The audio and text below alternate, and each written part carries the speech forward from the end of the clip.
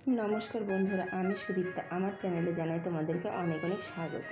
तो देखे बुझतेई पारछो जे आमी आजके कि रान्ना करब। आजके रान्ना करब काँठालेर तरकारी, किन्तु एकदमई नतून रेसिपि। तो आमी चलो तोमादेर संगे एटाई शेयर करब। तो काँठालटाके आमी भालो करे केटे धुए सेদ্ধ करे आमी एकसंगे भेजे रेखेछि। और देखो पाशेई आमी निये नियेछि खासिर तेल, कारण आजके रान्ना करब खासिर तेल दिए काँठालेर तरकारी। तो चलो देखा जाक। और एखाने आमी काँठालटा जे भेजे उठिয়েছি तार तेलटार मধ্যেই आमी दिए দিব शुकनो लंका फोड़न। तेलेर परिमाणटा देखतेই पाচ্ছো যে कम, कारण खासिर तेल दिए करब तार जন্য आमी तेलटाके एकटु कम व्यवहार करছি, कारण खासिर तेलेर থেকে অনেকটাই তেল উঠবে। তো এখানে আমি গোটা জিরে ফোড়ন দিয়ে দিলাম আর দিয়ে দিলাম গোটা রসুন। রসুনটাকে একটু থেতো করে সোমবারে দিলে পরে মানে গন্ধটা খুব ভালো হয়। আর পরিমাণটা একটু বেশিই দিতে হয় রসুনের, যেহেতু কাঁঠাল মাংস টাংসের মধ্যে একটু বেশিই দিতে হয়। আর এখানে দিয়ে দিলাম কাঁচা লঙ্কা। তো এটা একদমই অপশনাল, তোমরা দিলে দিতেও পারো নাও দিতে পারো কাঁচা লঙ্কাটা, কিন্তু কাঁচা লঙ্কাটা দিলেও না সেটারও একটা গন্ধ খুব ভালো আসে। আর এখানে আমি রেখেছিলাম আলু, কেটে ভালো করে ধুয়ে রেখেছিলাম, কারণ আলুটা কিন্তু আমি সেদ্ধ করিনি। অনেকে যেরকম মানে সেদ্ধ করে আলুটাকে ভাজে, আমি আবার কাঁচা আলুটাকেই ভাজি, ভালো করে এখানে ভেজে নেব।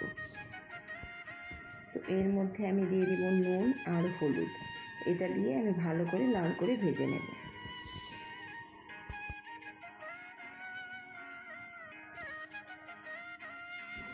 তো দেখো এখানে আলুটা আমার ভালো করে ভাজা হয়েই এসছে। আর আমি তেজপাতাটা আগে ফোড়নে দিতে ভুলে গেছিলাম, যার জন্য আমি আলু ভাজার মধ্যেই তেজপাতাটাকে দিয়ে দিয়েছি। তো কোনো অসুবিধা নেই, পরেও দেওয়া যায়, অনেকে পরেও ব্যবহার করে, কিন্তু আমি তেলে আগেই দিই, সেখানে ভুলে গেছিলাম বলে আমি এখন দিলাম এটাকে।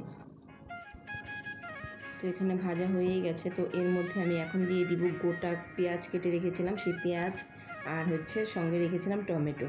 তো গোটা টমেটো আমি একটা পেস্টও করেছি, আর একটা গোটা টমেটো আমি এখানে পেঁয়াজের সঙ্গে কেটে দিয়ে দিব। তো এইখানে আমি আবার এটাকে আমি ভালো করে ভেজে নেব, যতক্ষণ পেঁয়াজগুলো লাল না হবে ততক্ষণ আমি আলুর সঙ্গে ভালো করে ভাজবো।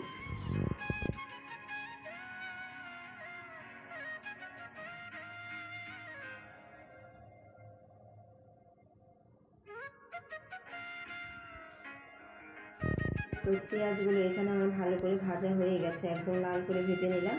তো তার মধ্যেই আমি দিয়ে দিব খাসির তেলগুলো। তো তেলগুলোকে দিয়েও আমি এখানে ভালো করে ভেজে নেব।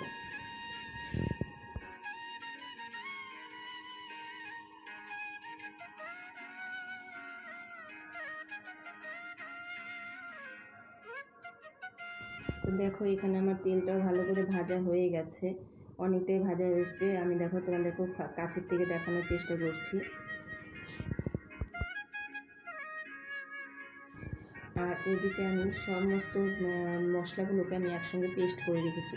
তো মশলার মধ্যে আমি দিয়েছি আদা, গোটা জিরে, শুকনো লঙ্কা, কাঁচা লঙ্কা, আর তোমাদের টমেটো, পেঁয়াজ। আমি রসুনটা ওখানে মানে পেস্ট করিনি, কারণ যেহেতু আমি রসুনটা অনেকটাই থেতো করে দিয়েছি, যার জন্য আমি রসুন পেস্ট করিনি। তো একসঙ্গে আমি ওই মশলাটাকে পেস্ট করে রেখেছি। তো এখানে আমার যখন তেলটা ভাজা হয়ে আসছে, এবার আমি ওই মশলাটা এর মধ্যে দিয়ে দেবো।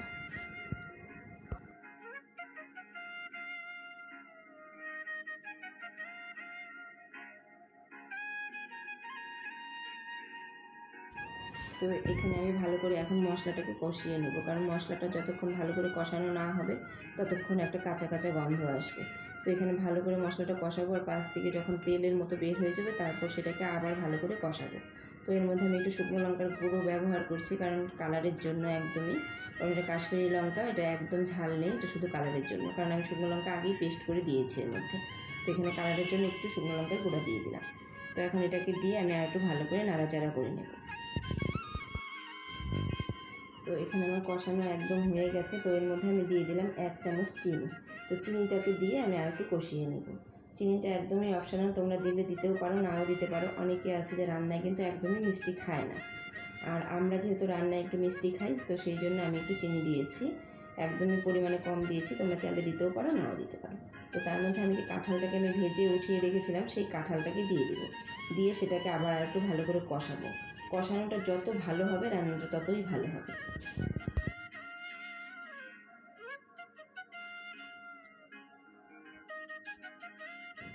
তো এখানে আমি ভালো করে কষিয়ে নিয়ে আমি এর মধ্যে জল দিয়ে দিলাম।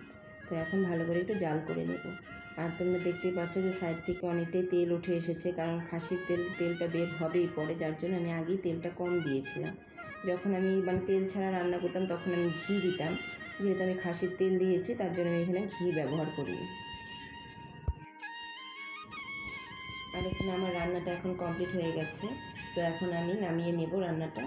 আর আমার রেসিপিটা যদি তোমাদের ভালো লেগে থাকে please like, comment and subscribe করে দেবে। যারা নতুন দেখছো তারা অবশ্যই আমাকে সাবস্ক্রাইব করবে আর লাইক কমেন্ট করবে। যারা আগে খেয়েছো তারা অবশ্যই আমাকে জানাবে, আর কেউ যদি সেটা নতুন ট্রাই করো অবশ্যই আমাকে জানাবে।